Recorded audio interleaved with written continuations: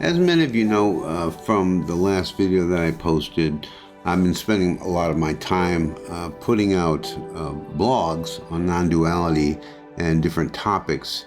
And I decided that, a blog is sort of a limited way to talk to people about these topics, but I love to write, and a lot of the inspiration that I get is when I start writing. So I decided to put these also into audio format.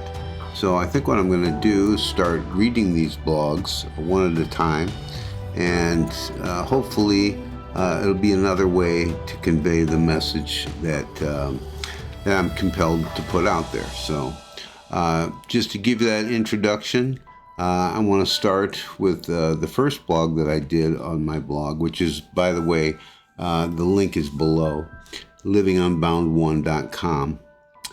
So the first blog that I did is called Non-Duality on the Authentic Self.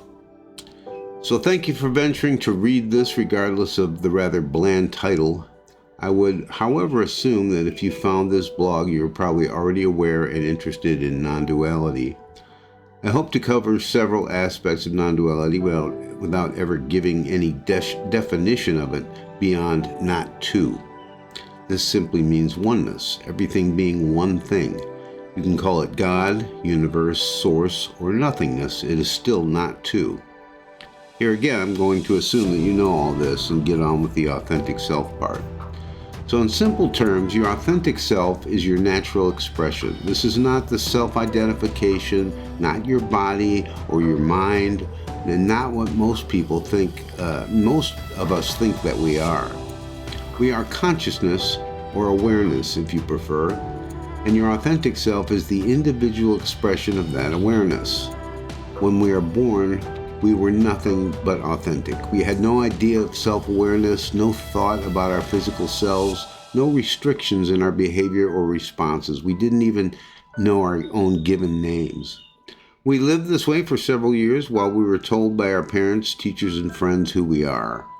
The problem with this is that the people we trusted to tell us who we are didn't actually even know who they were.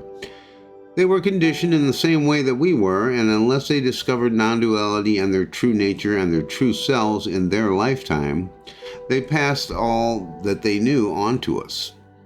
When you add on being indoctrinated into a certain religion, values, philosophy, beliefs, and opinions, we become carbon copies of these traits and ideals. We have basically been taught to listen to everyone else but ourselves. Most of us can remember things we were told that didn't feel right, but we glossed over them because we're also taught to obey. The longer we go through living life and believing everything we were told without taking time to discern for ourselves what rings true for us and what doesn't, the more we judge others based on what we believe. We learn to distrust, and worst of all, we learn fear. I will talk about this in more detail in the chapter, The Thinking Mind. Where is our authentic self? The good news is that it hasn't left you. It's always with you. It is an expression of your true self. That true self is one with everything and expresses as unconditional love. Your authenticity responds with honesty, non-judgment, and truth. There may be situations when anger shows up in your physical body, but your true self sees beyond it and responds with understanding and compassion. Your responses become natural once you begin to remove judgment, beliefs, and the idea that you are a separate self. When you recognize that the substance of each of us is awareness, it becomes more difficult to see anyone being any different than you. Despite how they behave or respond, you remember intuitively that most people respond according to their programming. If it is out of alignment with their true self, it's not their fault. Since love is the foundation of everything, the biggest key to living authentically is finding that love within you.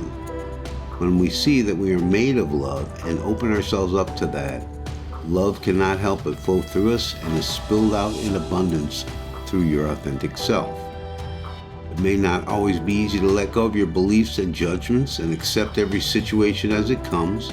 I hope to address this in future chapters. If you allow it, the universe will draw you toward your authentic self. Videos, blogs, and situations in life seem to present themselves to you just when you need to see them.